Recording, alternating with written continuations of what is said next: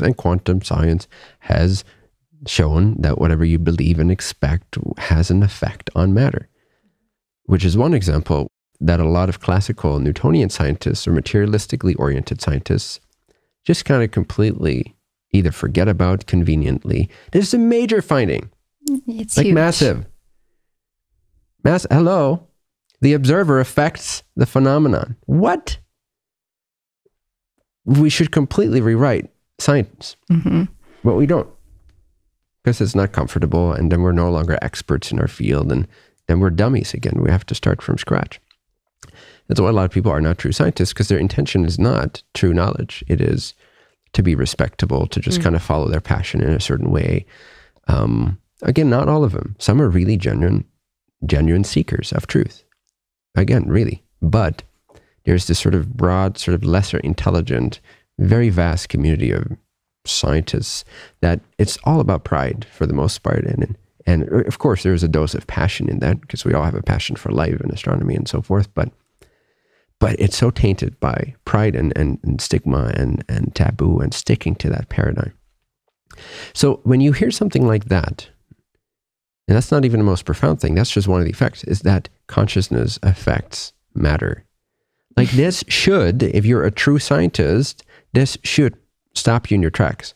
This should make you reinvestigate every finding you've ever found. Do people do that? No, hell no. People don't do that. Scientists don't do that. They just don't do that. Again, very rare exception who does.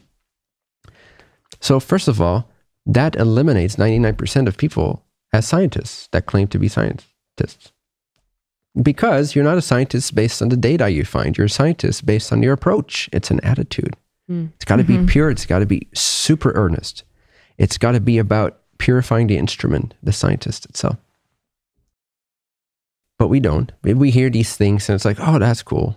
Fun. Well, that's weird. Well, I don't know how that works. Let me go back to this. And again, the pride continues. Humility is hard to find, especially in respectable communities. It's very hard to find humility because it takes great courage. It takes great sacrifice of ego, which requires spiritual understanding of life. So if you don't have that, you're kind of screwed. You're locked into this Newtonian way of thinking.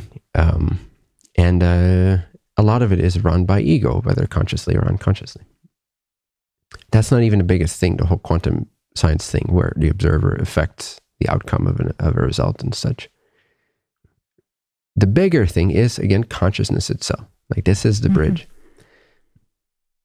And the main here, what separates the materialist from the spiritualist is, again, very roughly generalizing, the materialist, and again, there's a whole spectrum in between, but the materialist end of the spectrum believes religiously, science is religion, religiously believes, doesn't know, believes, doesn't know, it's never proven, believes, religiously believes that matter equals existence or reality.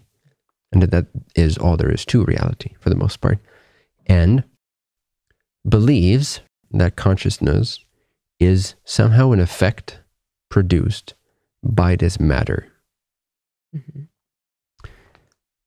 And typically also, not always, but if we really go to sort of the lowest vibrational spectrum, or the most narrow bandwidth type of Newtonian materialistic scientific view, it's at which point it's no longer really scientific, but it's a view of religion. It's the most limiting religion. There also is there's no understanding, belief, or openness for there being an intelligence to the causing of matter.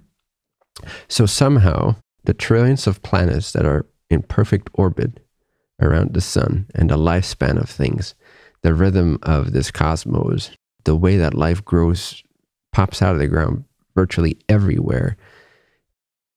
So we have this belief that consciousness is the result of matter. It's the materialistic end of the spectrum. The spiritual end of the spectrum is consciousness, or spirit,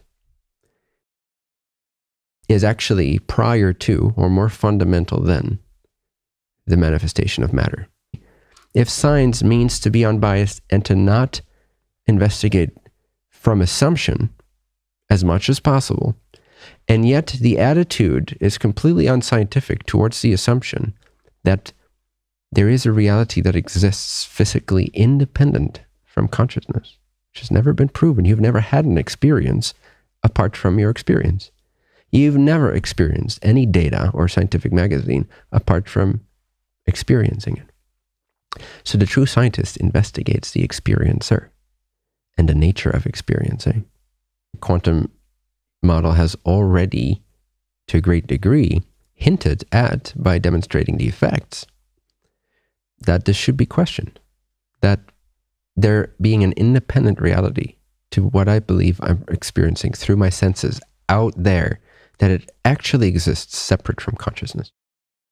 Major assumption. Therefore, we're being unscientific. But yes, it would deconstruct our entire conceptual worldview. It's just a worldview that would be deconstructed. It's not reality. It's not existence. It's not life that would disappear in us.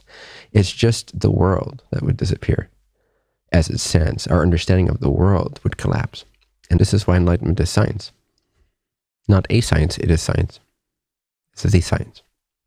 It is the investigation of reality, not just the world of the senses. Reality. And reality can only be known if we go to the very root that we know for sure is true. And that is, I exist. Or, different way of saying it, I know.